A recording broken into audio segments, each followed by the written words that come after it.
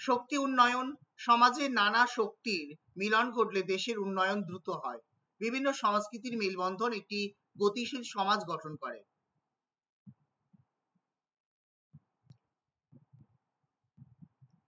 রাজনৈতিক বৈচিত্র্যের মূল বৈশিষ্ট্য, আমরা তো সিভিক্স এর পার্ট আলোচনা করছি, তাই ডাইভার্সিটিটা মেনলি আসপেক্ট কিন্তু পলিটিক্যাল দিক থেকে, পলিটিক্যাল আসপেক্টে আমরা এই ডাইভার্সিটিটাকে ভাববো। তাহলে আমাদের রাজনৈতিক দিক থেকে যে বৈচিত্র্য, মতাদর্শগত বহুত্ববাদ, যে আমরা জানি এক একটা সমাজে এক এক রকম আদর্শ মেনে চলা হয়। তাহলে আজকে উদারনীতিবাদ বা লেসেস ফেয়ার বা সমাজতন্ত্র, রক্ষণশীলতা, স্বাধীন উপস্থিতি, কোন সমাজে উদারনীতিবাদ, সমাজতন্ত্র বা রক্ষণশীলতা বা কনজারভেটিভ, এগুলো দেখা যায় বেশি।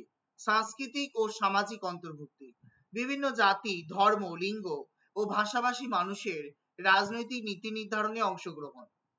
যে প্রত্যেকটা দেখবে সিট রিজার্ভ থাকে, সেটা পুরুষ নারী পুরুষের মধ্যেও থাকে, বিভিন্ন জাতির মধ্যেও থাকে, লিঙ্গ দেওয়া আছে। তাহলে ধর্ম ভাষাভাষী মানুষের জন্য এখানে নীতি নির্ধারণে অংশগ্রহণ করতে পারে তারা। ক্ষমতার বিকেন্দ্রীকরণ, এককেন্দ্রিক ক্ষমতার পরিবর্তে আজকে এককেন্দ্রিক কোনটা, রাজা যখন রাজতান্ত্রিক শাসন ছিল সেখানে এককেন্দ্রিক, অর্থাৎ রাজার কথাই শেষ কথা। কিন্তু এককেন্দ্রিক ক্ষমতার পরিবর্তে বিভিন্ন স্তরে বা অঞ্চলে ক্ষমতা ভাগ করে নেওয়া হয়েছে। এবং এই যে ক্ষমতার ভাগটাকে আমরা জানি যে ডিভিশনটা horizontally division and vertically division. আজকে মিউনিসিপ্যালিটি বা পঞ্চায়েতের ত্রিস্তরীয় পঞ্চায়েত আমরা জানি, তাহলে এই যে ডিভিশনটা ভার্টিক্যালি, তাহলে এইভাবে আমরা হরাইজন্টালি ভাগ পাই।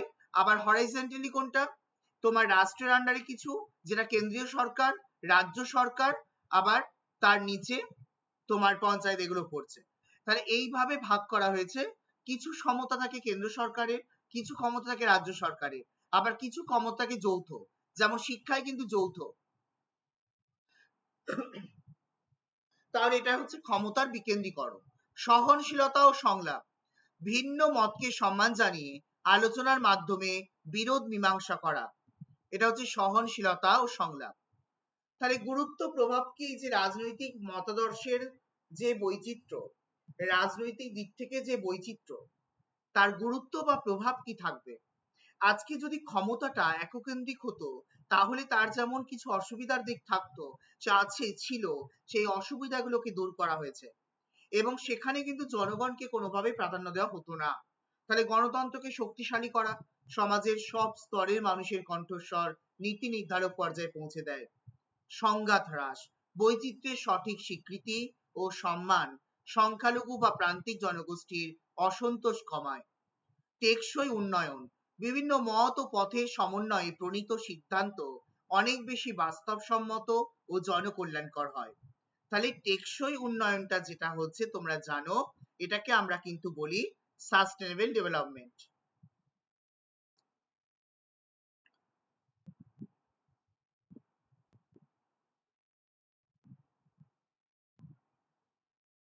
অর্থাৎ ভবিষ্যতের কথা ভাবি। তাহলে এখানে বিভিন্ন আমরা মত ও পথের সমন্বয়ে আমরা অনেক বেশি সিদ্ধান্ত বাস্তবসম্মত জনকল্যাণকর হয়। এবার আসবো সরকার এবং তার প্রকারভেদ। আমরা কত ধরনের সরকার পাই। গণতান্ত্রিক সরকার, রাজতান্ত্রিক সরকার। স্যার লেখাটা একটু বাড়িয়ে নেবেন স্যার। আর একটু বাড়িয়ে নেবো? ওকে, হ্যাঁ স্যার। দেখো তো এবার ফুল স্ক্রিন দিয়ে দিয়েছি। হ্যাঁ হ্যাঁ স্যার, ঠিক আছে। তাহলে গণতান্ত্রিক সরকার, যেখানে জনগণ ভোট দিয়ে নিজের পছন্দ মতো সরকার বেছে নেয়, যেটা আমরা করি, আমাদের সমাজে আছে। আমরা আমাদের মধ্য থেকে রিপ্রেজেন্টেটিভ হিসেবে যারা ভোটে দাঁড়ায়, তাদের মধ্যে থেকে যারা জেতে, তাদের নিয়ে সরকার গঠিত হয়। এটা হচ্ছে গণতান্ত্রিক সরকার। রাজতান্ত্রিক সরকার, যেখানে রাজা রানী, যেটা ইংল্যান্ডে ছিল, রাজা বা রানী বংশ পরম্পরায় দেশ চালান, এটা হচ্ছে রাজতান্ত্রিক সরকার। আর একনায়কতন্ত্র, যেখানে একজন মাত্র ব্যক্তির হাতে সমস্ত ক্ষমতা থাকে। এবার তোমরা বলতে পারো যে রাজতান্ত্রিক আর একনায়কতন্ত্রের মধ্যে পার্থক্য কোথায়। অ্যাকচুয়ালি একনায়কতন্ত্রে যে রাজা হতে হবে এরকম কোনো মানে নেই। একনায়কতন্ত্র মানে সে কিন্তু ক্ষমতার অধিকারী, সে রাজা নাও হতে পারে। ধরো একটা ছোট গোষ্ঠী, একটা কয়েকটা বাড়ি নিয়ে, ফ্যামিলি নিয়ে একটা সমাজ গঠিত হয়েছে, একটা গোষ্ঠী গঠিত হয়েছে। ধরো ট্রাইবাল গোষ্ঠীতে দেখা যায় অনেক সময় যে যে প্রধান, সেই প্রধানের কথা মেনে চলা হয়। তাহলে সে কিন্তু কোনো রাজা নয়, সে হচ্ছে ক্ষমতাটা তার হাতে, মানে সে যেহেতু সমস্ত দিক পরিচালনা করার ক্ষমতা আছে, তাই তার হাতে মানুষেরা ন্যস্ত করেছে ক্ষমতাটা। এটা হচ্ছে এখন একতন্ত্র। সরকার হলো একটি নির্দিষ্ট, এবং সেটা কিন্তু বংশ পরম্পরায় নাও হতে পারে, যেটা রাজতান্ত্রিক সরকার কিন্তু বেশিরভাগ ক্ষেত্রে দেখা যায় রাজতান্ত্রিক সরকারের বংশ পরম্পরায় চলে আসে। হ্যাঁ, যখন একটা রাজাকে অন্য দেশের রাজা পরাজিত করবে, তারপরে একটা অন্য জাতি গোষ্ঠী তৈরি হতে পারে। আমরা ইতিহাসে পড়েছি যে শক, হুন, পাঠান, মোগল একের পর এক এসেছে, তাহলে তারা কিন্তু অন্যরকম আক্রমণ করেছে, এই জায়গাটা অধিকার করেছে বলে। কিন্তু যখন মোগল সাম্রাজ্য এসছে, তখন কিন্তু পরপর সেই বংশ পরম্পরায় চলে এসছে। এটা হচ্ছে রাজতান্ত্রিক সরকারে। সরকার হলো একটি নির্দিষ্ট, what is government, you know that, যে সরকার কি, একটা নির্দিষ্ট দেশে শাসন ব্যবস্থা পরিচালনা ও আইন শৃঙ্খলা বজায় রাখার মূল মাধ্যম।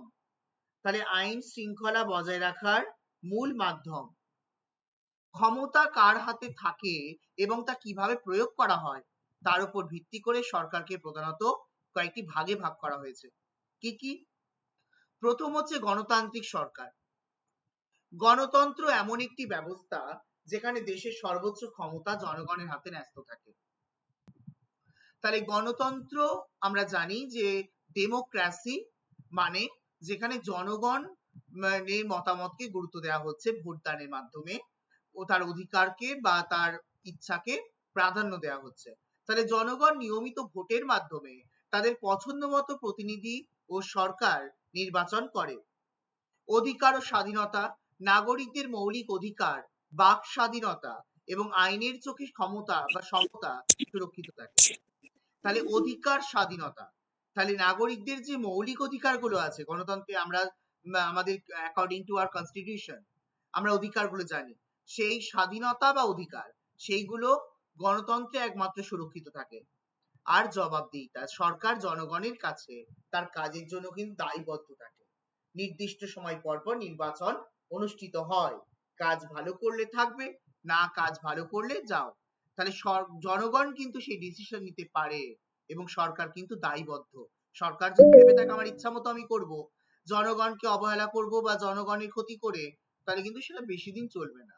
আবার যখন ভোট হবে, সেটা কিন্তু তার ফলাফলেই প্রমাণিত হবে।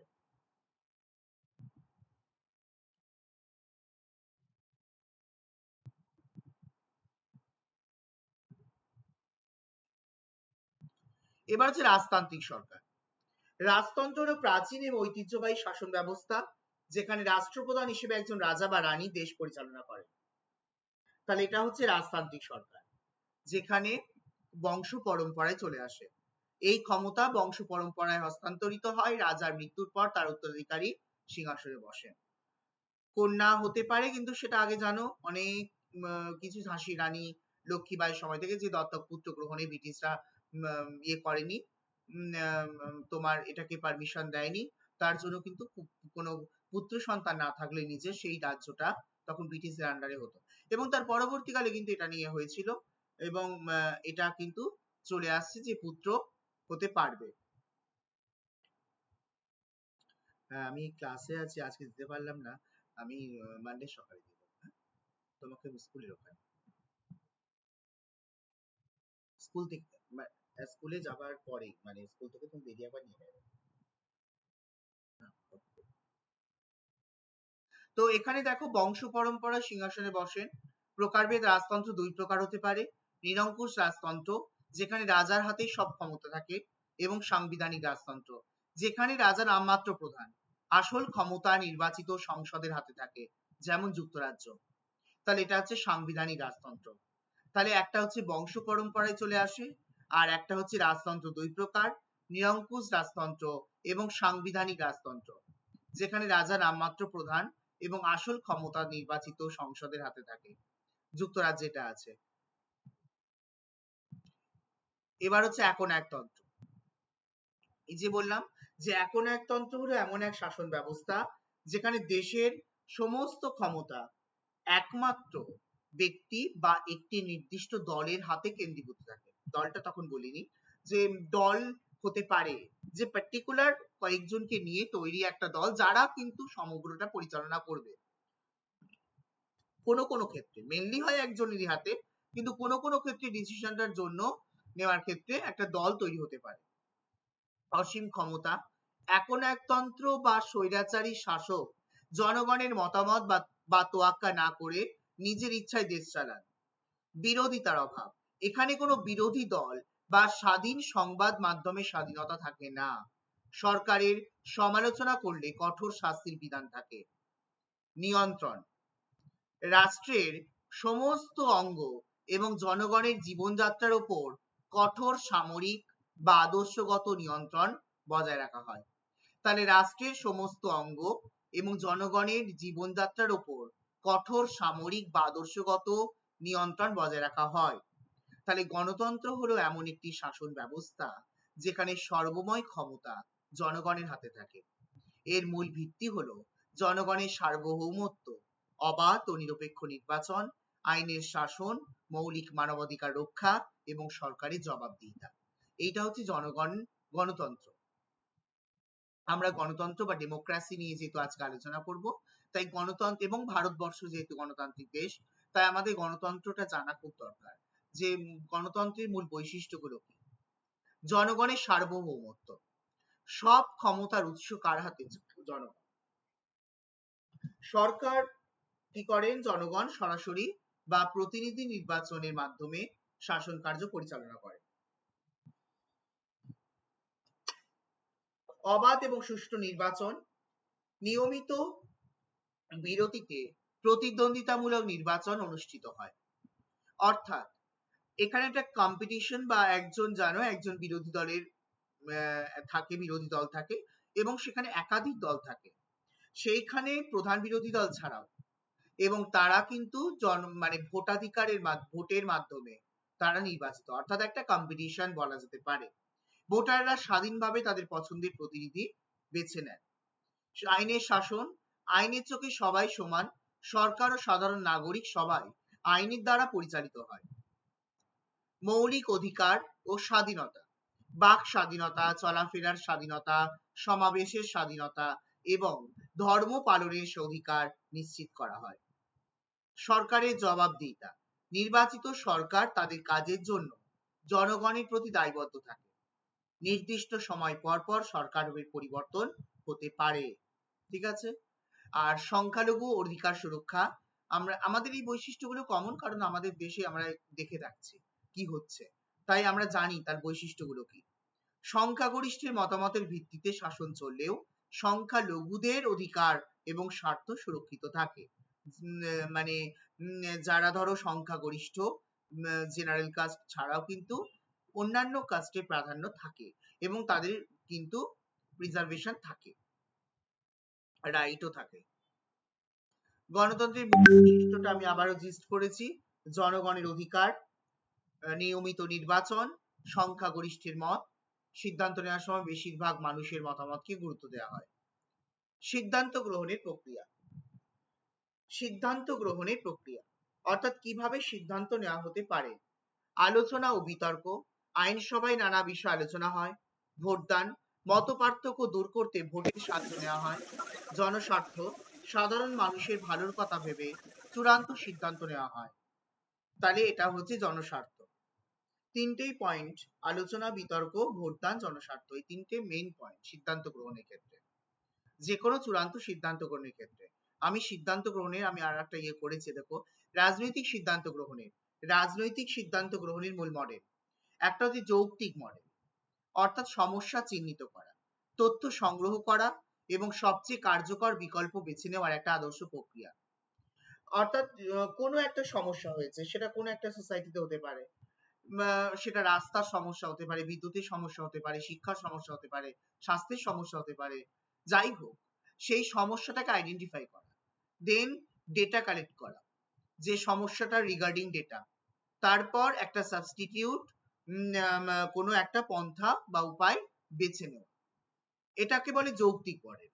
এবার হচ্ছে রাজনৈতিক মডেল, ক্ষমতা ও প্রভাবের ভিত্তিতে স্বার্থের সংঘাত, এবং দর কষাকষির মাধ্যমে সিদ্ধান্ত নেওয়া। এটা হচ্ছে রাজনৈতিক মডেল। ক্রমবর্ধিষ্ণু মডেল, যে বড় কোনো পরিবর্তন না এনে আগের নীতির উপর ভিত্তি করে ছোট ও ধীর পদক্ষেপে সিদ্ধান্ত গ্রহণ। এটা হচ্ছে ক্রমবর্ধিষ্ণু মডেল। তাহলে এটা বড় কোনো পরিবর্তন না এনে আগের নীতির উপর ভিত্তি করে ছোট ধীর পদক্ষেপে সিদ্ধান্ত গ্রহণ।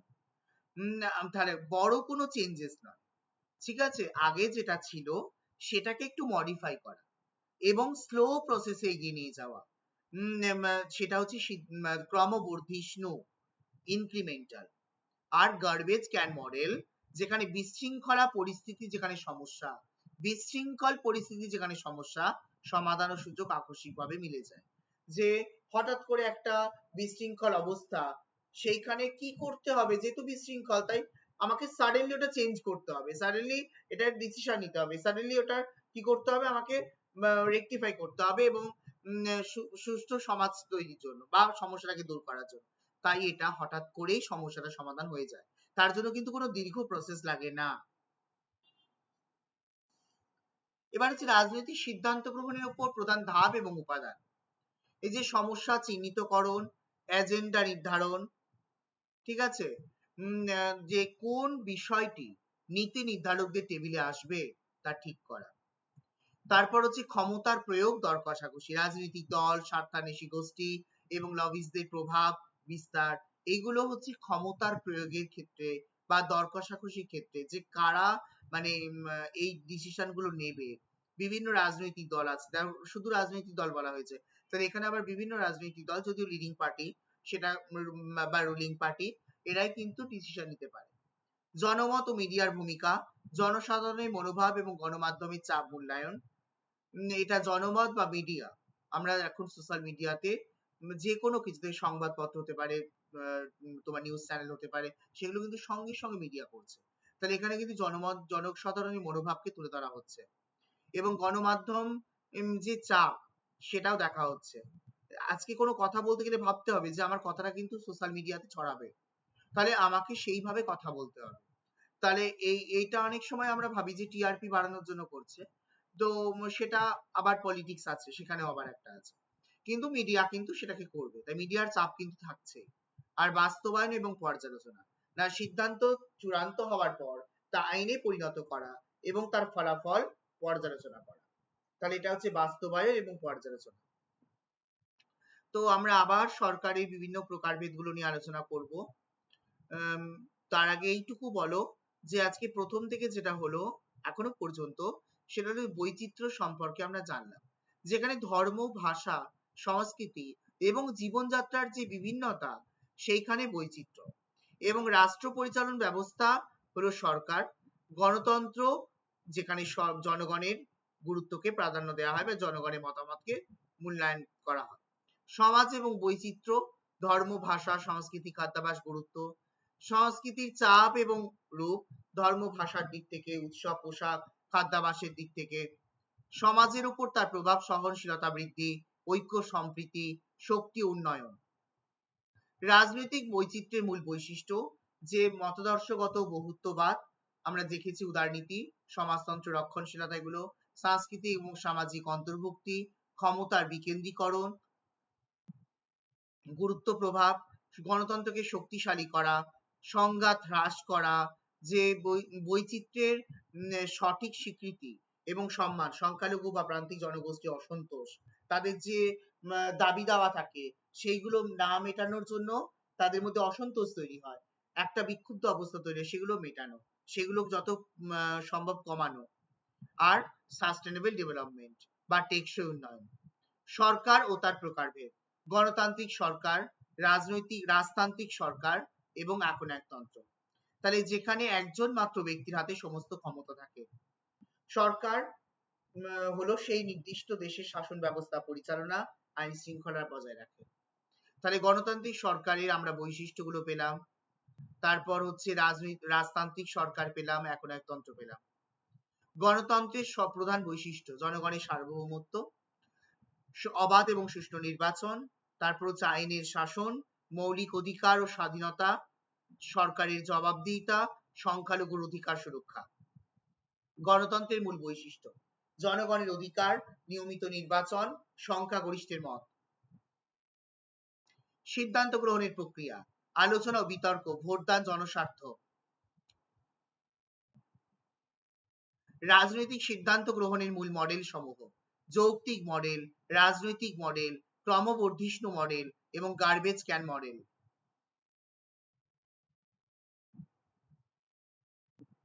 রাজনৈতিক সিদ্ধান্ত গ্রহণের প্রধান ধাপ ও উপাদান: সমস্যা চিহ্নিতকরণ, এজেন্ডা নির্ধারণ, ক্ষমতার প্রয়োগ ও দর কষাকষি, জনমত ও মিডিয়ার ভূমিকা, বাস্তবায়ন এবং পর্যালোচনা।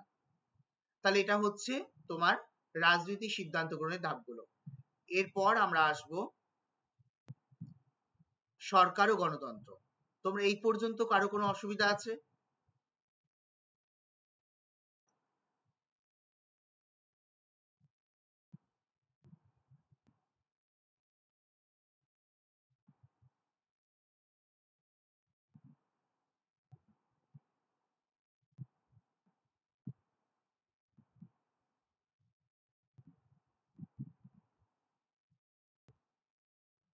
কোনো অসুবিধা আছে তোমাদের?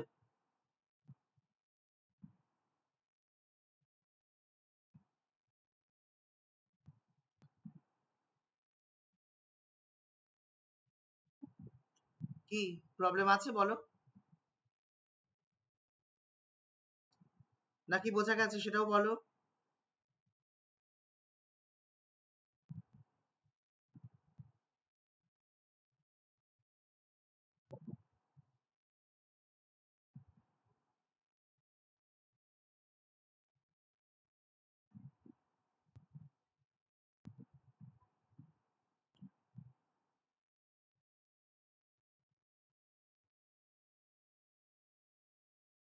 কি হ্যাঁ স্যার। আচ্ছা,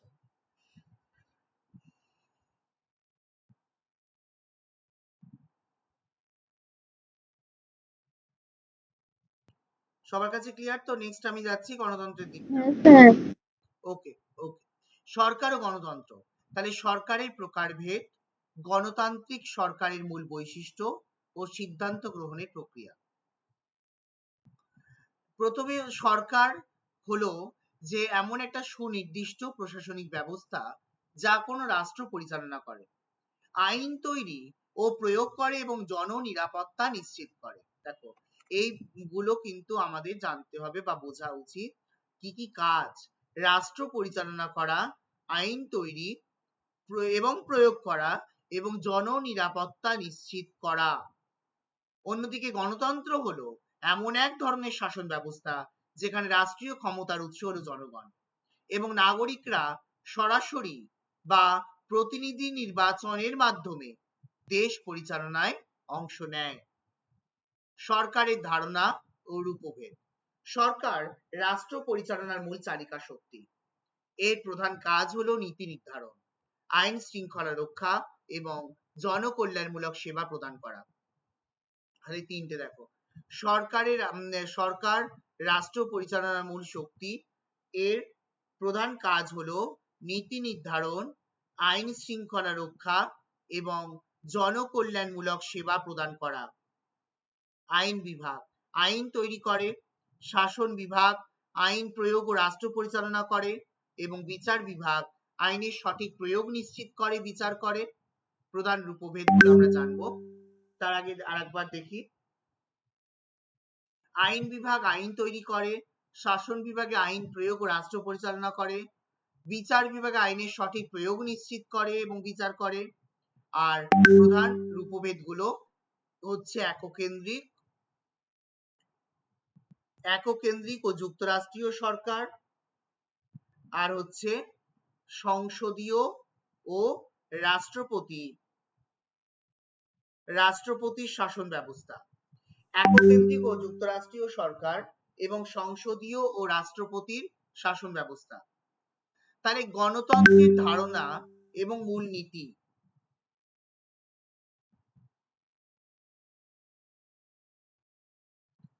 গ্রিক শব্দে ডেমোক্রাসি গ্রিক শব্দ, ডেমোস জনগণ এবং ক্রাটোস মানে ক্ষমতা। দেখো ডেমোস মানে জনগণ এবং ক্রাটোস মানে ক্ষমতা থেকে ডেমোক্রাসি শব্দটা এসছে, গণতন্ত্র। তাহলে আব্রাহাম লিঙ্কনের মতে গণতন্ত্র হলো জনগণের জন্য, জনগণের জন্য, জনগণের দ্বারা এবং জনগণের সরকার। ইংলিশটা আমাদের কাছে খুব পরিচিত, for the people, by the people, of the people, তাই তো? তাহলে জনগণের জন্য, জনগণের দ্বারা, জনগণের সরকার, এটা হচ্ছে গণতন্ত্র। জনগণের সার্বভৌমত্ব, তাহলে ক্ষমতার মূল মালিক হচ্ছে জনগণ।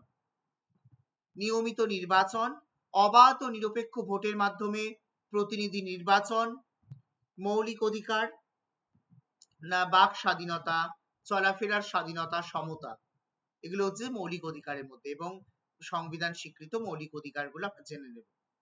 আইনের শাসন, আইনের চোখে সবাই সমান, ঠিক আছে? তাই এটা হচ্ছে আইনের শাসন। গণতন্ত্রের প্রকারভেদ, একটা হচ্ছে প্রত্যক্ষ গণতন্ত্র, একটা হচ্ছে প্রত্যক্ষ গণতন্ত্র। প্রথম হচ্ছে প্রত্যক্ষ, যেখানে নাগরিকরা সরাসরি আইন ও নীতি তৈরিতে অংশ নেয়। যেমন প্রাচীন গ্রিসের কিছু শহরে ছিল, নাগরিকরা দেখো সরাসরি, আমরা কিন্তু প্রত্যক্ষতে পড়ি না, পড়ি কি? আমরা কি প্রত্যক্ষতে পড়ি? জনগণ কি সরাসরি আইন এবং নীতি তৈরিতে অংশ নিতে পারে? কি বলছো?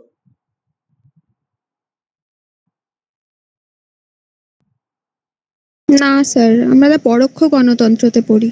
পরোক্ষতে পড়ি, ভেরি গুড। তাহলে প্রত্যক্ষতে নয়, প্রত্যক্ষ গণতন্ত্রের সর্বোত্তম আধুনিক উদাহরণ হচ্ছে সুইজারল্যান্ড, যেখানে নাগরিকরা গণভোট, রিফারেন্ডাম, তাহলে গণভোট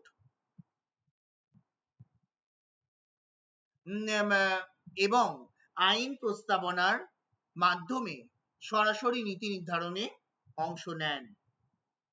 এছাড়া প্রাচীন গ্রিসের এথেন্স নগরাষ্ট্র ও সুইজারল্যান্ডের কিছু অঞ্চলের বার্ষিক সমাবেশ, যেটাকে বলা হয় ল্যান্ডস গেমাইন্ডিং,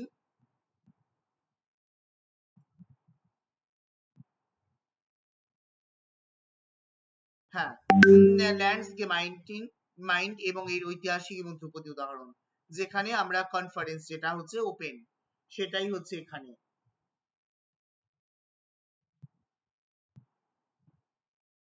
আধুনিক ঐতিহাসিক উদাহরণ,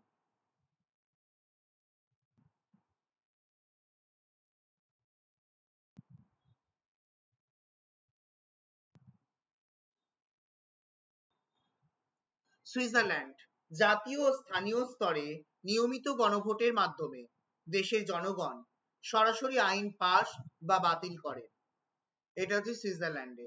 প্রাচীন এথেন্স, খ্রিস্টপূর্ব ৫ম শতাব্দীতে এথেন্সের নাগরিকরা সরাসরি একটি সাধারণ সভায় একত্রিত হয়ে আইন ও নীতি তৈরি করতেন।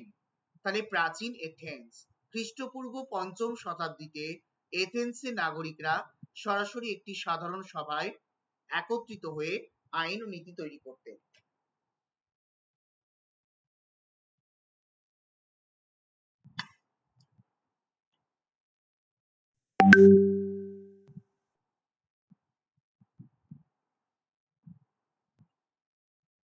এবার হচ্ছে পরোক্ষ।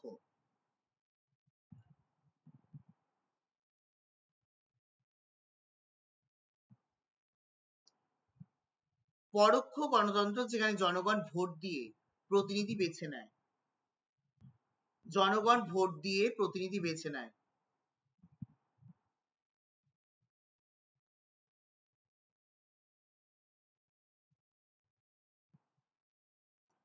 যেখানে আমাদের দেশে দেখা যায়, তাই তো?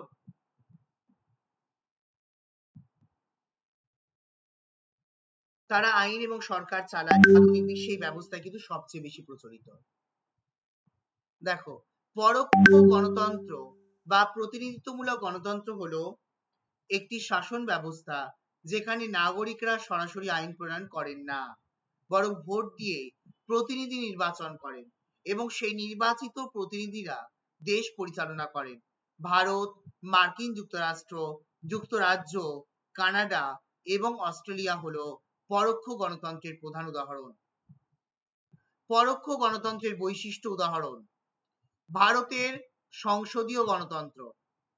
ভারতের সংসদীয় গণতন্ত্র, তাহলে ভারতের নাগরিকরা ভোট দিয়ে লোকসভা ও বিধানসভার সদস্য নির্বাচন করেন, যারা পরে আইন তৈরি করেন এবং সরকার চালান। দেখো, তাহলে নাগরিকরা ভোট দিয়ে লোকসভা এবং বিধানসভার সদস্য নির্বাচন করেন, যারা পরে আইন তৈরি করেন ও সরকার চালান। মার্কিন যুক্তরাষ্ট্রের রাষ্ট্রপতি শাসিত ব্যবস্থা, যে ভোটাররা কংগ্রেস সদস্য ও প্রেসিডেন্ট নির্বাচন করেন, যা প্রতিনিধিত্বমূলক ব্যবস্থার অন্য রূপ। তাহলে ভোটাররা কংগ্রেস সদস্য এবং প্রেসিডেন্ট নির্বাচন করেন, যা প্রতিনিধিত্বমূলক ব্যবস্থার অন্য রূপ। তাহলে এটা কিন্তু মার্কিন যুক্তরাষ্ট্রের রাষ্ট্রপতি শাসিত ব্যবস্থা, মানে পরোক্ষ গণতন্ত্র এটাও। আবার যুক্তরাজ্যের সংসদীয় ব্যবস্থা, যেখানে ব্রিটিশ নাগরিকরা পার্লামেন্ট সদস্য বা এমপি নির্বাচন করেন। ব্রিটিশ নাগরিকরা পার্লামেন্ট সদস্য বা এমপি নির্বাচন করেন। তাহলে এখানটা দেখো, ভারতের সংসদীয় গণতন্ত্র একটা পরোক্ষ, ঠিক আছে। আবার মার্কিন যুক্তরাষ্ট্রের রাষ্ট্রপতি শাসিত ব্যবস্থা, সেটাও আমাদের তোমার পরোক্ষ। আবার যুক্তরাজ্যের সংসদীয় ব্যবস্থা, যেখানে ব্রিটিশ নাগরিকরা পার্লামেন্ট গুলো বা সদস্য বা এমপি নির্বাচন করে।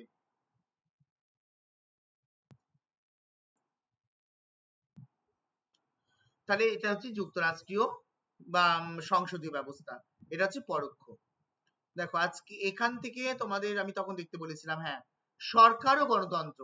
এখান থেকে আমরা দেখলাম সরকার কাকে বলে, সরকারের কাজ কি, সরকারের ধারণা বা রূপভেদ গুলো কি কি, আইন বিভাগ, শাসন বিভাগ, বিচার বিভাগ, প্রধান রূপভেদ এগুলো, গণতন্ত্রের ধারণা ও মূলনীতি, জনগণের সার্বভৌমত্ব, নিয়মিত নির্বাচন, মৌলিক অধিকার, আইনের শাসন, গণতন্ত্রের প্রকারভেদ, প্রত্যক্ষ গণতন্ত্র এবং পরোক্ষ গণতন্ত্র উদাহরণ সহ আমরা করলাম। এই পর্যন্ত আমাদের স্টাডি মেটেরিয়াল ছিল, আমরা স্টাডি করব, তারপর আমরা এমসিকিউ কোশ্চেনে যাব এবং এর বাইরে কিছু ইনফরমেশন আমি দেব, সেটা আফটার এমসিকিউ আমি লিখে দেবো এখানে। তো পরোক্ষ গণতন্ত্র এটা হলো, বোঝা গেছে? এই পর্যন্ত আমাকে বলো তোমাদের কাছে ক্লিয়ার কিনা।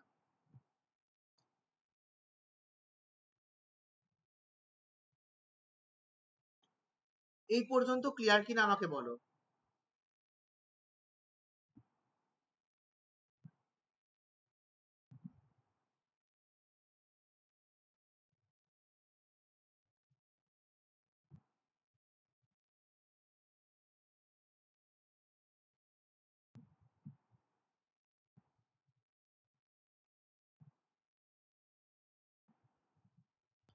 কি মোটামুটি ক্লিয়ার তো? বোঝা গেছে? বা কোনো জায়গায় ডাউট থাকলে বলো।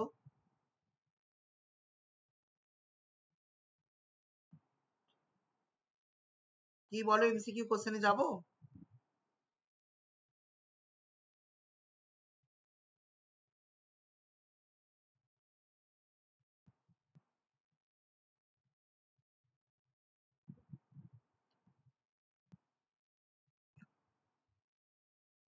কি বলছো?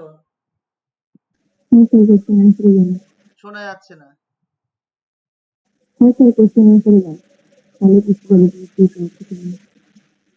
কোশ্চেন আনসারে, তাই তো? সবাই কি বলছো? বাকিরা কোথায় গেলে? হ্যাঁ স্যার, হ্যাঁ কোশ্চেন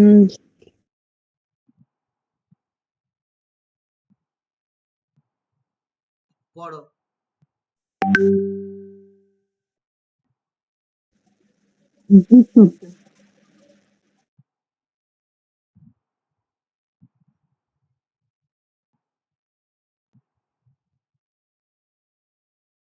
পড়ো কোশ্চেন গুলো, বড় বড় করতে হবে। আর দেখো, বড় করে দিয়েছি। না স্যার ঠিক আছে। কোথায় গেল আবার?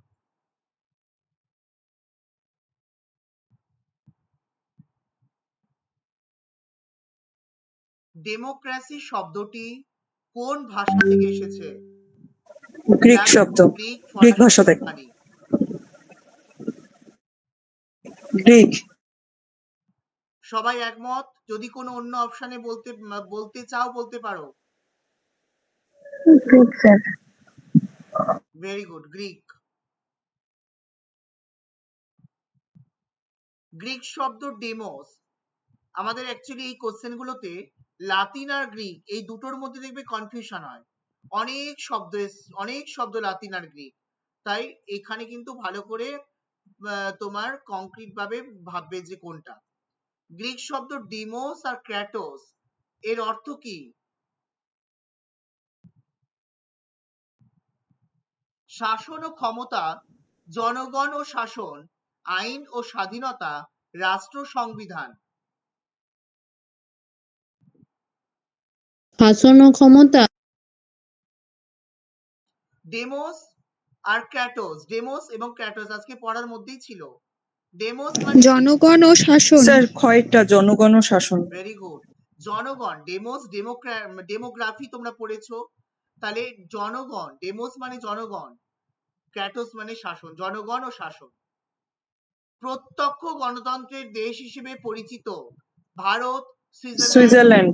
মার্কিন যুক্তরাষ্ট্র, Britain. Switzerland. Switzerland. Very good, Switzerland. আধুনিক কালে বেশিরভাগ রাষ্ট্রে কোন ধরনের শাসনতন্ত্র দেখা যায়? প্রত্যক্ষ গণতন্ত্র, পরোক্ষ বা প্রতিনিধিত্বমূলক গণতন্ত্র, একনায়কতন্ত্র, অভিজাততন্ত্র। আজকে পড়ার মধ্যেই আছে এগুলো। পরোক্ষ বা প্রতিনিধিত্বমূলক গণতন্ত্র। প্রতিনিধিত্বমূলক। পরোক্ষ বা প্রতিনিধিত্বমূলক গণতন্ত্র। চারটে হলো। নেক্সট, গণতন্ত্র হলো জনগণের দ্বারা এবং জনগণের জন্য সরকার। উক্তিটি কার? Abraham Lincoln. এটাও পড়ার মধ্যে ছিল, আব্রাহাম লিঙ্কন। Very good. সরকারের অঙ্গ কয়টি? দুটি, তিনটি, চারটি, পাঁচটি?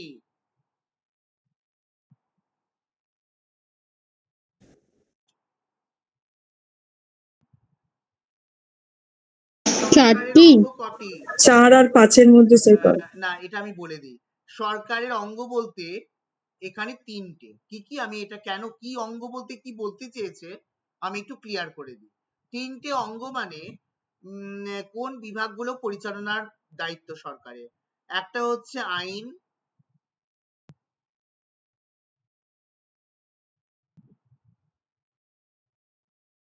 আইন বিভাগ, শাসন বিভাগ, আর একটা কি?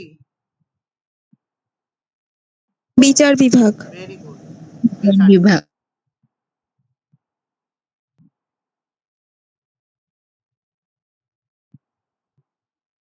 তাহলে আইন বিভাগ, শাসন বিভাগ, বিচার বিভাগ, এটাকে বলতে চেয়েছে অঙ্গ। আইন প্রণয়ন করা কোন বিভাগের কাজ? সহজ, আইন বিভাগে। আইন বিভাগ। আইন প্রণয়ন করবে আইন বিভাগ। বিচার বিভাগের প্রধান কাজ কি? পড়ার মধ্যে ছিল, আইন প্রয়োগ করা। বিচার বিভাগ আইন প্রয়োগ করবে না, শাসন বিভাগ করবে। আইনের ব্যাখ্যা ও বিচার করা। হ্যাঁ, একদম তাই। আইনের ব্যাখ্যা ও বিচার করা। প্রয়োগ কে করবে? যে শাসন করবে সেই তো প্রয়োগ করবে, তাই তো? সংসদীয় বা মন্ত্রী পরিষদ চালিত সরকারের প্রধান কে হন? জানো? মন্ত্রী, জানো তোমরা, ভাবো। সংসদীয় বা মন্ত্রী পরিষদ চালিত সরকার, তার প্রধান কে?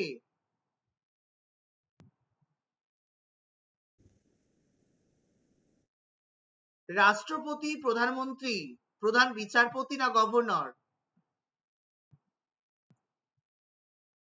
রাষ্ট্রপতি। না, প্রভৃতি। প্রধানমন্ত্রী।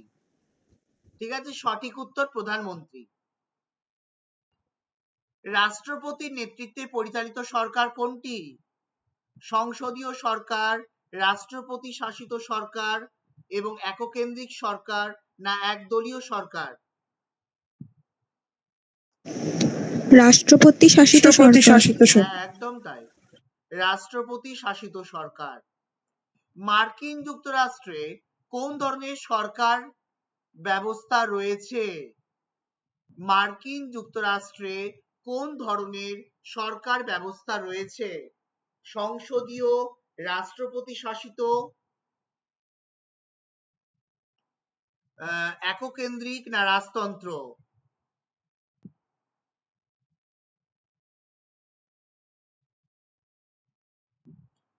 এটা সঠিক উত্তর, রাষ্ট্রপতি এককেন্দ্রিক। শাসিত। রাষ্ট্রপতি শাসিত। তোমাদের পড়ার মধ্যে ছিল এগুলো, কেন এরকম অসুবিধা হচ্ছে? ভারতে কোন ধরনের শাসন ব্যবস্থা চালু আছে? এটা অবশ্যই তোমরা জানো। সংসদীয় বা মন্ত্রী পরিষদ চালিত। Very good. অপশন ছিল রাষ্ট্রপতি শাসিত, সংসদীয় বা মন্ত্রী পরিষদ চালিত, একনায়কতন্ত্র, সামরিক শাসন। সঠিক উত্তর সংসদীয় বা মন্ত্রী পরিষদ চালিত। এককেন্দ্রিক সরকারের উদাহরণ কোনটি? ভারত, মার্কিন যুক্তরাষ্ট্র, ব্রিটেন না সুইজারল্যান্ড? ব্রিটেন। একদম, ভেরি গুড। তাহলে সঠিক উত্তর এটা হচ্ছে ব্রিটেন। যুক্তরাষ্ট্রীয় সরকারের মূল বৈশিষ্ট্য কি? যুক্তরাষ্ট্রীয় সরকারের মূল বৈশিষ্ট্য কি? একক ক্ষমতা, ক্ষমতা বন্টন বা দ্বৈত সরকার, নমনীয় সংবিধান, বিচার বিভাগের অনুপস্থিতি?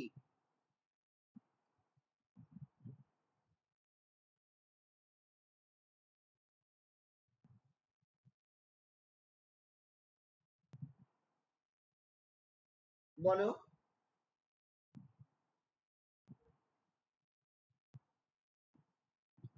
একক ক্ষমতা, ক্ষমতা বন্টন বা দ্বৈত সরকার, নমনীয় সংবিধান, বিচার বিভাগের অনুপস্থিতি? ক্ষমতা বন্টন বা দ্বৈত সরকার। ভেরি গুড, ক্ষমতা বন্টন বা দ্বৈত সরকার। সংস্কৃতি, ভাষা ও ধর্মের ভিন্নতাকে রাষ্ট্রবিজ্ঞানে কি বলা হয়? বৈচিত্র্য। বৈচিত্র্য। বৈচিত্র্য।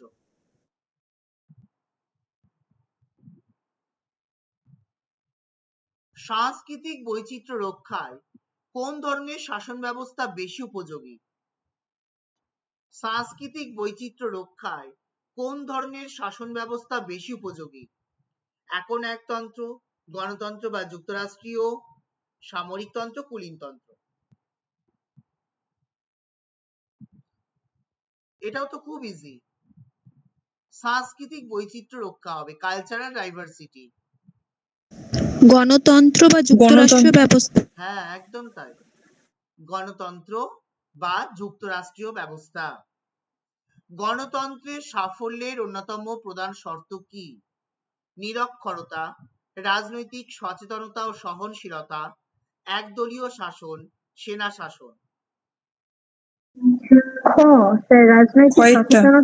একদম তাই, একদম, রাজনৈতিক সচেতনতা ও সহনশীলতা। Very good. কারণ এটা থাকলেই তবেই আমাদের ডেমোক্রেসি সাকসেসফুল হবে। গণতান্ত্রিক সমাজ বলতে বোঝায় যেখানে ধনীরা শাসন করে, যেখানে সাম্য, স্বাধীনতা, সৌভ্রাতৃত্ব থাকে, যেখানে কোনো আইন থাকে না, যেখানে নির্বাচন হয় না। সহজ। কয়েকটা সাম্য, স্বাধীনতা, একদম ভ্রাতৃত্ববোধ। তাই, সাম্য, স্বাধীনতা ও সৌভ্রাতৃত্ব বা ভ্রাতৃত্ববোধ থাকে।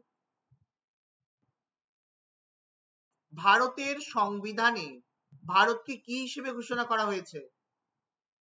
এটা বলারই দরকার নেই। সার্বভৌম সমাজতান্ত্রিক ধর্মনিরপেক্ষ।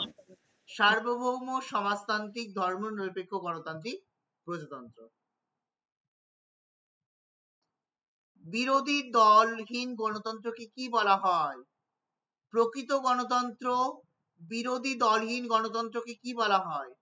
প্রকৃত গণতন্ত্র। ত্রুটিপূর্ণ গণতন্ত্র। বিরোধী দলহীন গণতন্ত্রকে কি গণতন্ত্র বলা হয়? একদমই ঠিক বলেছো, নকল বা ত্রুটিপূর্ণ গণতন্ত্র, তাছাড়া কোনো অপশন আসছে না। প্রকৃত গণতন্ত্র হবে না, বহুত্ববাদী নয়, উদারনৈতিক নয়। সার্বজনীন প্রাপ্তবয়স্কের ভোটাধিকার কোন শাসন ব্যবস্থার ভিত্তি? গণতন্ত্র। গণতন্ত্র। গণতন্ত্র।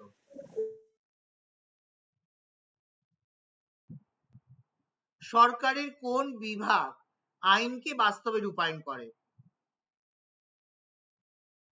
এই যে বললাম আগে, আইনটাকে ইমপ্লিমেন্ট করছে কারা, কোন বিভাগ? বিচার শাসন বিভাগ। বিভাগ। ভেরি গুড, শাসন বিভাগ। কারণ বিচার তো ওটা টিচার করবে, যে আইনটা ঠিকঠাক করে বাস্তবে কতটা হলো তার ব্যাখ্যা করবে, কিন্তু শাসন বিভাগ কি করবে? বাস্তবে রূপায়িত করবে। আর আইন বিভাগ আইনটা তৈরি করবে। পলিটিক্স গ্রন্থটির রচয়িতা কে জানো? প্লেটো, অ্যারিস্টটল, সক্রেটিস না Rousseau? Aristotle. Very good, Aristotle.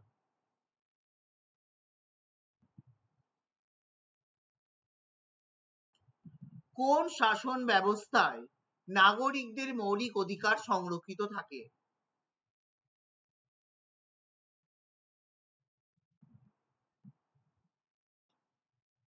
এখন একতন্ত্র, গণতন্ত্র, ফ্যাসিবাদ, নাৎসিবাদ? গণতন্ত্র। গণতন্ত্র। গণতন্ত্র। বহুত্ববাদ ও বৈচিত্র্যের স্বীকৃতি কোন সরকার ব্যবস্থায় সব থেকে বেশি থাকে? একদলীয়, গণতান্ত্রিক সরকার, সর্বনিয়ন্ত্রণবাদী সরকার, রাজতন্ত্র?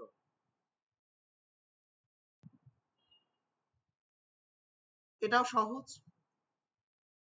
বহুত্ববাদ ও বৈচিত্র্য স্বীকৃতি? গণতান্ত্রিক সরকার। গণতান্ত্রিক সরকার।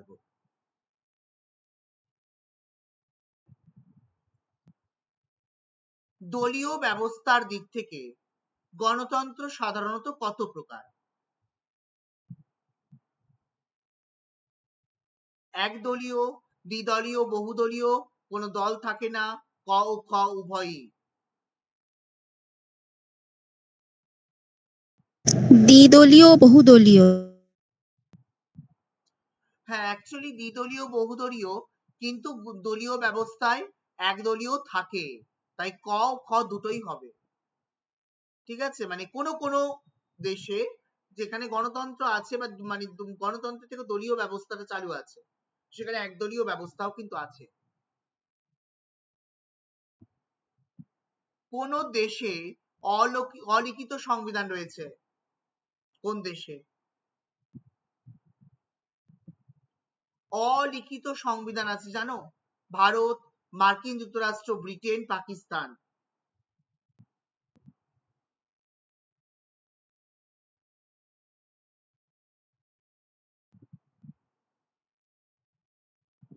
এটা সঠিক উত্তর হচ্ছে ব্রিটেন। আইনের চোখে সবাই সমান, এটি কোন ধরনের সমতা? সামাজিক আইনি সমতা। আইনি সমতা বা আইনের অনুশাসন। গুড। ডিরেক্ট ডেমোক্রেসি বা প্রত্যক্ষ গণতন্ত্রের একটা উদাহরণ? প্রাচীন গ্রিসের প্রাচীন গ্রিসের এথেন্স প্রাচীন নগর। গ্রিসের এথেন্স নগর রাষ্ট্র। গুড। আর গণতন্ত্রের ত্রুটি বা সীমাবদ্ধতা হিসেবে কোনটি বিবেচিত হয়? আইনের শাসন, সিদ্ধান্ত গ্রহণের দীর্ঘসূত্রিতা ও খরচ, মত প্রকাশের স্বাধীনতা, জনগণের অংশগ্রহণ? খ হবে। একদম ঠিক। সিদ্ধান্ত গ্রহণে। হ্যাঁ, খ হবে, সিদ্ধান্ত গ্রহণের দীর্ঘসূত্রিতা, যেটা গণতন্ত্রের ত্রুটি। একটা কোনো ডিসিশন নিতে বা সেটাকে ইমপ্লিমেন্ট করতে অনেক দিন টাইম লেগে যায়।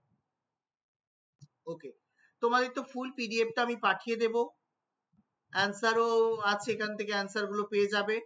ভালো করে আরেকবার স্টাডি করে নেবে, যারা ক্লাস করছে না তারাও দেখতে পাবে। তো এরপরে আমি যেটা বলেছিলাম কিছু ইনফরমেশন দেব সংবিধানে স্বীকৃত আইনগুলো নিয়ে, মৌলিক অধিকারগুলো নিয়ে, সরি।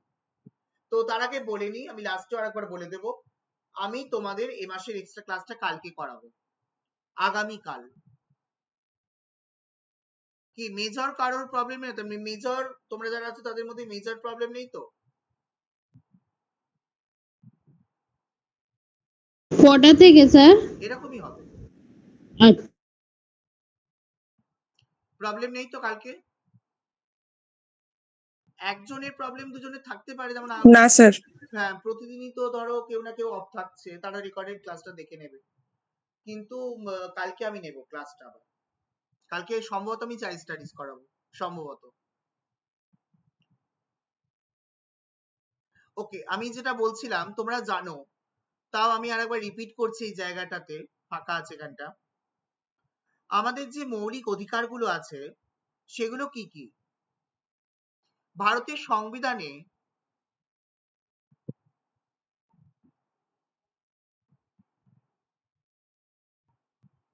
সংবিধানে 6টি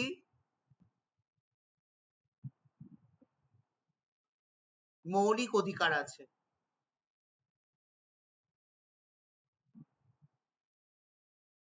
কি কি? 1 নম্বর সমতার অধিকার। তোমরা জানো, আমাকে বলতে পারো, সমতার অধিকার।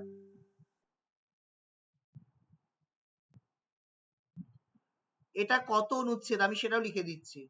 সমতার অধিকার আছে অনুচ্ছেদ 14 থেকে 18। আইনের দৃষ্টিতে সমতা এবং বৈষম্য নিষিদ্ধকরণ। আইনের দৃষ্টিতে সমতা ও বৈষম্য নিষিদ্ধকরণ। 2 নম্বর, বলো কিসের অধিকার? 2 নম্বর কিসের অধিকার? স্বাধীনতার অধিকার। ও স্বাধীনতা মনে পড়ে গেল, হ্যাপি ইন্ডিপেন্ডেন্স ডে সবাইকে।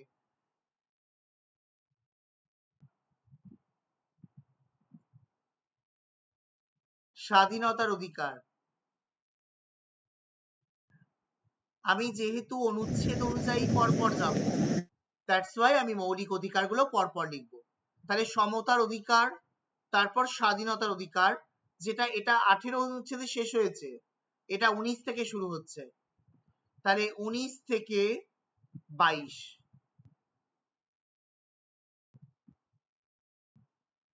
এখানে বলেছে বাক স্বাধীনতা, চলাফেরা ও বসবাসের স্বাধীনতা।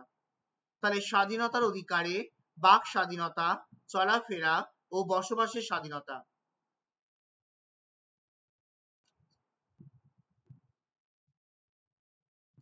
3 নম্বর শোষণের বিরুদ্ধে অধিকার।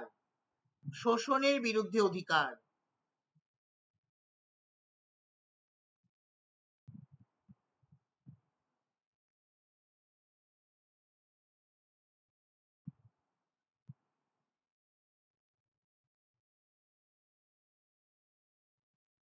শোষণের বিরুদ্ধে অধিকার, এটা বলা হয়েছে 23 থেকে 24।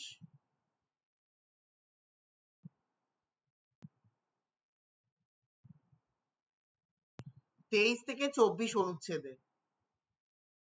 অর্থাৎ জবরদস্তিমূলক শ্রম ও মানব পাচার নিষিদ্ধ করা।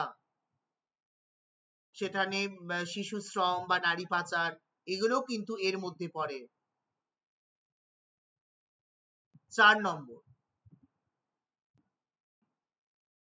ধর্মীয় স্বাধীনতার অধিকার।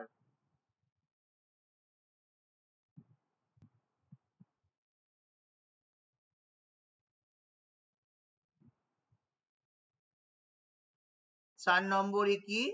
ধর্মীয় স্বাধীনতার অধিকার।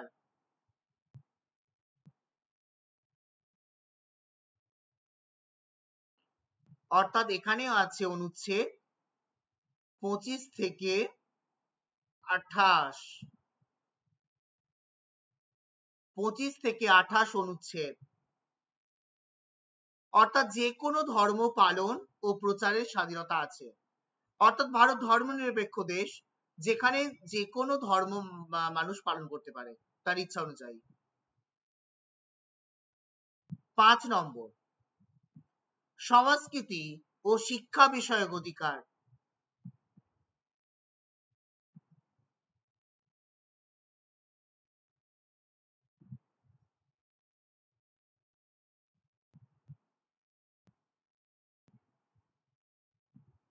সংস্কৃতি ও শিক্ষা বিষয়ক অধিকার।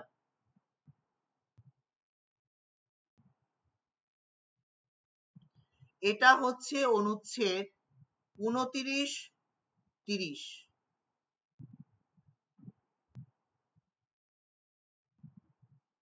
অধিকার, এটা হচ্ছে 29-30। 6 নম্বর, সাংবিধানিক প্রতিকারের অধিকার। সাংবিধানিক প্রতিকারের অধিকার।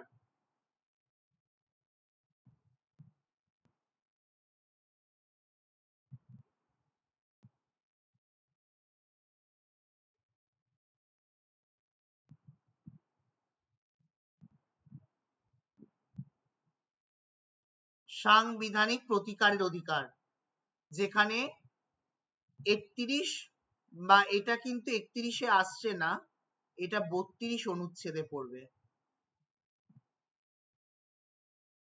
তাহলে মৌলিক অধিকারের এটা মানে কি, সাংবিধানিক প্রতিকার, যেখানে মৌলিক অধিকার রক্ষার জন্য উচ্চ আদালত বা সুপ্রিম কোর্টে যাওয়ার অধিকার। তাহলে মৌলিক অধিকার রক্ষার জন্য উচ্চ আদালত বা সুপ্রিম কোর্টে যাওয়ার অধিকার। তাহলে আমরা সাংবিধানিক অধিকারগুলো পেলাম। দেখো 6টা অধিকার।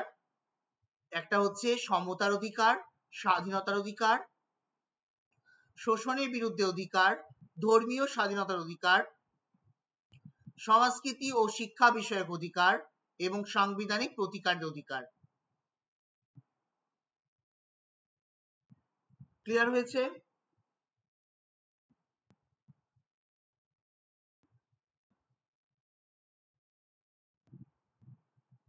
কি ক্লিয়ার হয়েছে তো? হ্যাঁ স্যার। হ্যাঁ স্যার।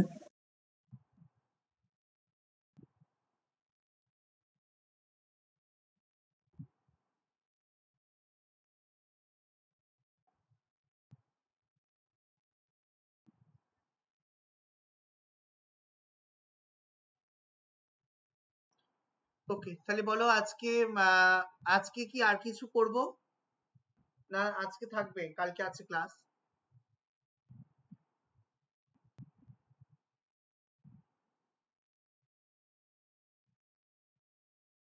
আজকে ক্লাসটা ক্লিয়ার কিনা বলো আমাকে, বা আজকে ক্লাস থেকে কোনো ডাউট বা কোনো কোয়েরি থাকলে বলতে পারো। হ্যাঁ স্যার, ঠিক আছে। একসাথে অনেকটা চাপ পড়ে যাচ্ছে বলে আমি অল্প অল্পই নিয়েছি, মোটামুটি যাতে ভালোভাবে আমার কোশ্চেন অ্যান্সার নিয়ে সলভ হয় অ্যাকচুয়ালি। তাতে যদি এক্সট্রা ক্লাস আমাকে তখন নিতে হয়, পরে আমি নিয়ে নেব, কিন্তু একসঙ্গে চাপ দিয়ে লাভ নেই। বলো সবার কাছে ঠিক আছে তো? হ্যাঁ স্যার।